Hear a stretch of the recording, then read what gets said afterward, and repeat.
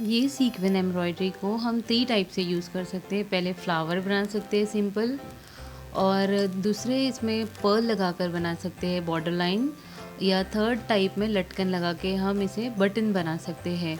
और तीनों ही टाइप बहुत ज़्यादा यूज़फुल और ब्यूटीफुल है।